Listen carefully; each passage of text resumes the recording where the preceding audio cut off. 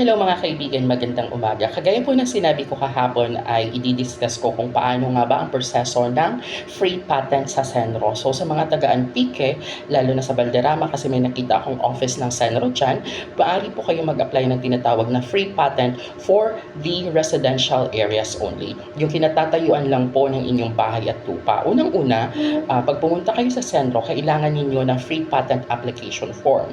Pagkakuha ninyo yan, kailangan nyo rin ng proof na kayo ay nakatira dyan sa tinitirahan ninyong bahay for more than 10 years. So ang kailangan nyo ay yung mga tax declaration, extrajudicial settlement, yung mga waiver of rights ng other siblings kung ito ay minana sa magulang para masigurado na wala pong maghahabol doon sa property. And then, bukod dyan, kailangan nyo rin ng affidavit ng at least 2 disinterested person na nakatira dyan sa lugar pa rin ninyo. Yan ay patunay lamang na wala pong may nag-claim dyan sa lupa na yan.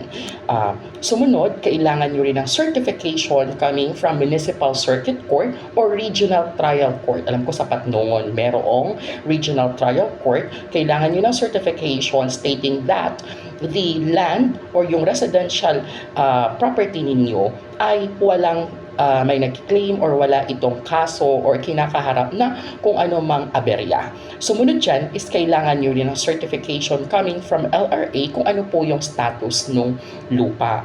And then bukod dyan, kailangan nyo rin kumuha ng AND certification or tinatawag na alienable and disposable certification kasi ang alienable and disposable land lamang sa Pilipinas ay agricultural at residential ayon sa RA 10023.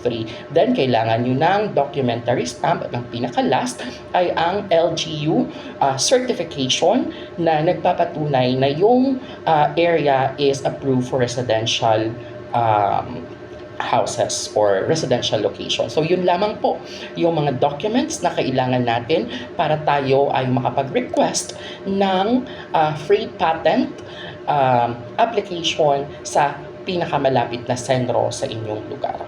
Kung wala pong senro, meron po tayong tinatawag na PENRO or yung Provincial Environment and Natural Resources Office. Yun lamang po, naway may natutunan tayo sa umagang ito. Maraming salamat po.